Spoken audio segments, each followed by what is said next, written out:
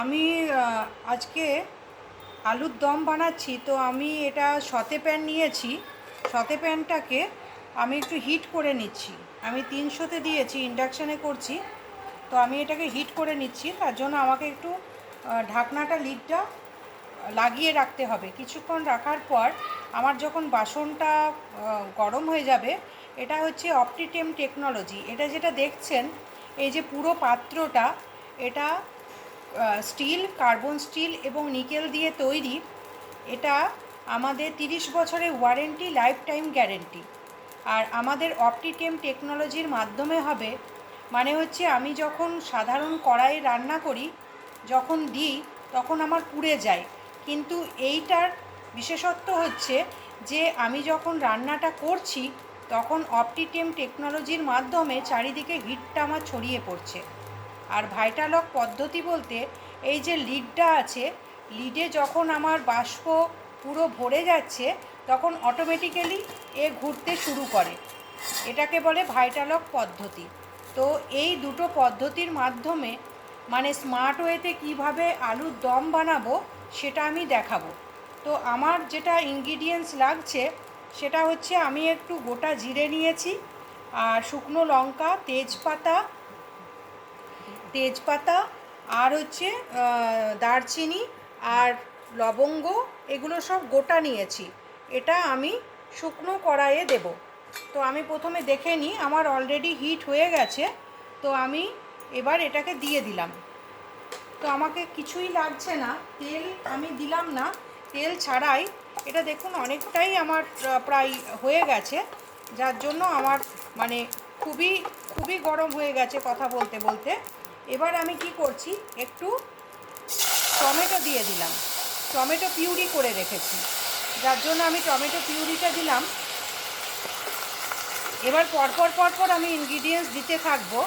এটা আমাদেরকে লক্ষ্য রাখতে হবে যে বাসনটা যেন খুব একটা হিট না হয়, মিডিয়াম হিটে আমি এটা কিন্তু বানাবো। এই যে আমি 300-তে দিয়ে রেখেছিলাম, এর থেকে একটু কমিয়ে দেওয়া আমার উচিত ছিল, তো আমি সেটা কমাইনি, যার ফলে আমার কিন্তু খুব একটা হয়নি। তো আমি একটু টমেটো দিয়েছি, আর একটু দিয়ে দিলাম। এরপর আমি যেটা দেব সেটা পরপর এবার দিতে থাকবো। এটা আমার আছে, পেঁয়াজ আছে, আর রসুন আছে, আর কাঁচা লঙ্কা বাটা আছে, এটাও আমি দিয়ে দিচ্ছি। যে যতটা পরিমাণ খাবেন সে ততটা দেবেন। এবার আমি আদাটাকেও বেটে রেখেছি, এই আদাটাকেও দিয়ে দিলাম।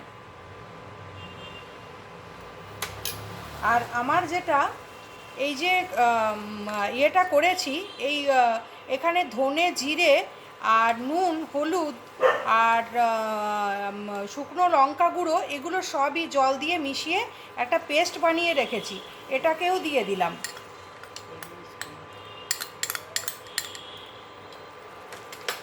এইবার আমি এটাকে একটু মিক্স আপ করে নেব।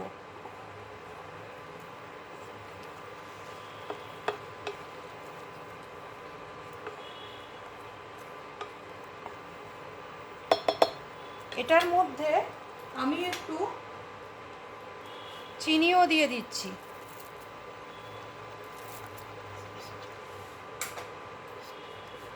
তারপর আরও একটু মিক্স আপ করে নিলাম, দিয়ে আমি আবার লিডটাকে লাগিয়ে দিচ্ছি। এবার আমি একটু বাড়াচ্ছি, 100-এ আছে আমার, একটু আমার দেখতে হবে। এবার আমি বাড়াচ্ছি 300-তে।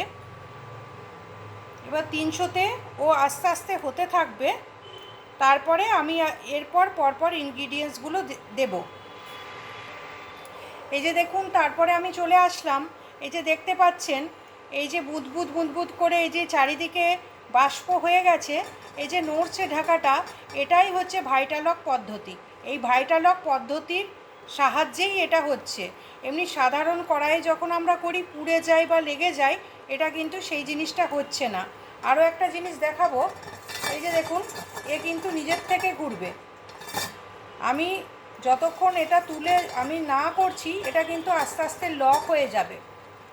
আমি যেহেতু 300-এ দিয়েছি, এবার আস্তে আস্তে ভাইটালক পদ্ধতি যেহেতু উঠে গেছে, এবার আমি কিন্তু কমিয়ে দেব। এই যে দেখছেন, আমার মশলাটা ভাজা হচ্ছে কিন্তু তেল ছাড়া। তেল ছাড়া কি বোঝা যাচ্ছে? এই যে বাসনটা দেখছেন, বাসনটা কিন্তু আমার একটুও পুড়ে যায়নি, পুরো সাদা বাসনই দেখা যাচ্ছে।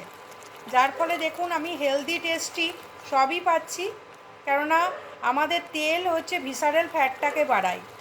আর এটাতে কি হচ্ছে, আমরা যতই মশলা খাই না কেন, মশলা কিন্তু আমাদের শরীরের কোনো ক্ষতি করে না। আমাদের মশলা আমাদের শরীরে পেঁয়াজ, রসুন, আদা কোনো কিছু ক্ষতি করে না। আমরা সব মশলাই কিন্তু খেতে পারি। তো এই যে ফুটতে শুরু করেছে, আমি আবার ঢাকাটা লাগিয়ে দিলাম। এই যে আমার দেখুন অলরেডি জল কিন্তু টেনে গেছে, আর একটা মশলার সুন্দর গন্ধ বেরোচ্ছে, তাই তো? আপনারা কি বলছেন, গন্ধ পাচ্ছেন তো? আমি তো একটা সুন্দর গন্ধ পাচ্ছি। হ্যাঁ, এবার আমি কি করছি, আমি দইটাকে ফেটিয়ে রেখেছি, একটু দইও দিয়ে দিচ্ছি।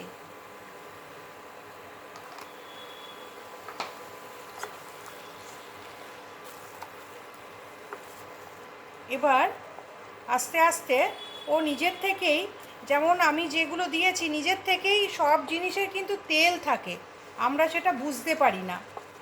সেই তেলটা নিজের থেকেই বেরিয়ে আসবে। যেমন আমরা সাধারণ কড়াইয়ে যখন করি তখন কি হয়, আমাদের তেল ছাড়ে, তাই তো? সেই রকম এখানেও আমরা সেটা বুঝতে পারবো যে তেল ছাড়ছে। সেজন্য আমি এটাকে আবার লিডটাকে ঢাকা দিয়ে দেব।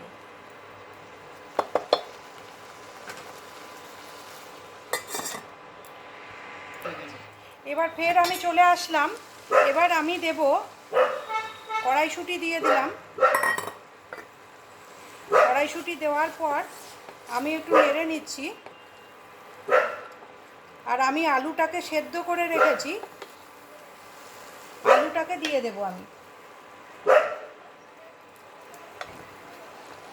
আলুটাকে দিয়ে দিলাম।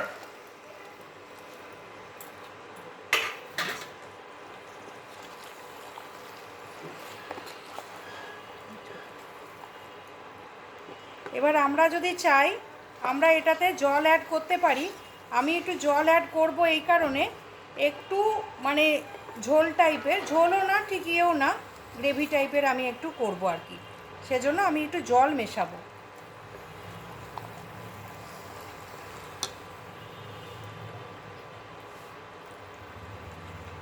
আমি এটাতে 1 কাপ জল দিলাম, 1 কাপের থেকে একটু কম।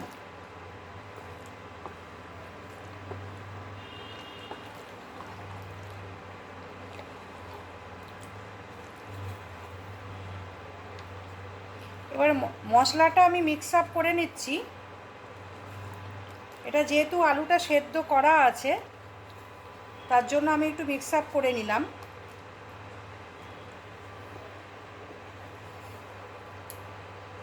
আমি একটু লবণটা কমই দিয়েছি, চাইলে আবার দেব পরে। আর একটু আমি জল দেব।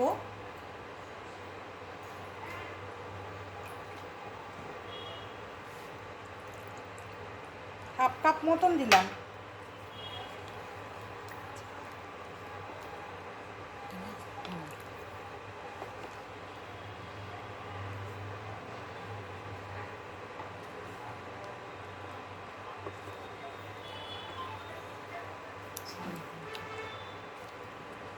এইবার আমি লিডটাকে লাগিয়ে দিচ্ছি। এটাতে আমি অ্যাড করছি একটু গরম মশলা, অ্যাড করছি গরম মশলা দিলাম, আর একটুখানি কসুরি মেথি ক্র্যাশ করে দিয়ে দিলাম। এবার এটাকে আমি মিক্স আপ করে নিচ্ছি।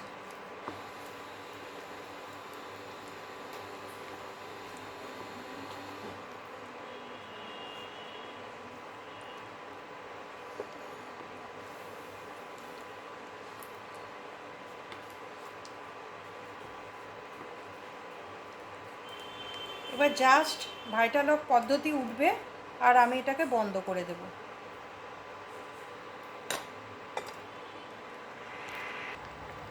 লাস্ট আমার হয়ে গেছে। এই যে দেখছেন আমি একটু গ্রেভি রেখেছি, হ্যাঁ, গ্রেভি রাখলে বেশ ভালোই লাগে খেতে। তো আমি এবার ধনে পাতা দেবো একটুখানি, ধনে পাতা দিয়ে জাস্ট বন্ধ করে দেবো এবার আমি।